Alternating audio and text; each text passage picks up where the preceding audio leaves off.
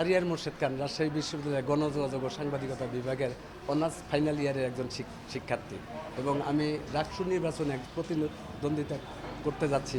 আমার media and publication আসলে আমি ব্যক্তিগতভাবে নিজেও জানি, সবাই বলে এবং আমি নিজেও বলি আমি একজন সংগ্রামী মানুষ। তো সংগ্রামী মানুষ হিসেবে আমি মনে করি যে এই বয়সে পড়তে এসে আমার যেহেতু বাধা লাগে নাই, অতএব প্রতিদ্বন্দ্বিতা করতেও আমার কোনো বাধা আসে না। কারণ মানুষের মানসিক জোর হলো বড় একটি জোর, এটা সবসময় তাকে অভীষ্ট লক্ষ্যে পৌঁছে নেয়। আমি আমি 2020-21 শিক্ষাবর্ষের ভর্তি পরীক্ষায় অংশগ্রহণ করে গণযোগাযোগ ও সাংবাদিকতা বিভাগে, যদি আমি এই পদে ইনশাল্লাহ নির্বাচিত হতে পারি তাহলে আমি স্বতন্ত্র প্যানেল থেকে মনোনয়ন নিয়েছি এবং স্বতন্ত্র প্যানেল থেকেই নির্বাচনে প্রতিদ্বন্দ্বিতা করতে যাচ্ছি। তো সাধারণ শিক্ষার্থী হিসাবে আমি সবসময় সাধারণ শিক্ষার্থীর পাশে থাকব, সাধারণ শিক্ষার্থীর হয়ে কথা বলবো, সাধারণ শিক্ষার্থীর সাথেই আমি নিজেকে আত্মনিয়োগ করব। এটা আমার বাড়ি সিরাজগঞ্জ জেলার বেলকুচি থানার রাজাপুর ইউনিয়নের রাজাপুর গ্রামে। আমি ব্যক্তিগত জীবনে আমি বিবাহিত, আমার স্ত্রী এবং 4টি মেয়ে কন্যা সন্তান রয়েছে। তো 4টি মেয়ের মধ্যে বড় মেয়েটি ইতিমধ্যে বিয়ে দিলাম গত মাসে।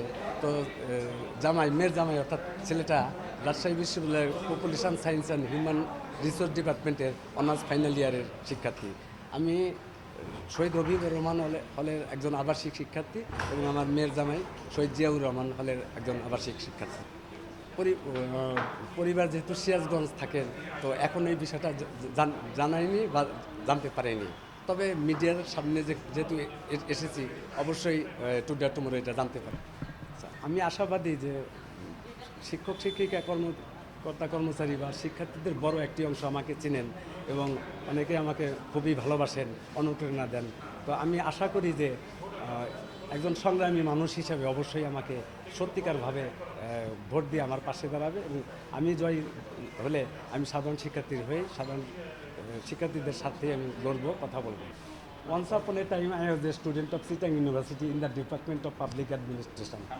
But for the familial causes, before the day of final exam, I had to come back home.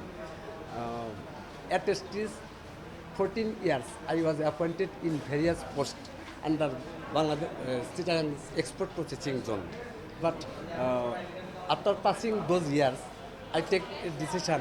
Once upon a time, I will be the student of public university and age will not be fact to me.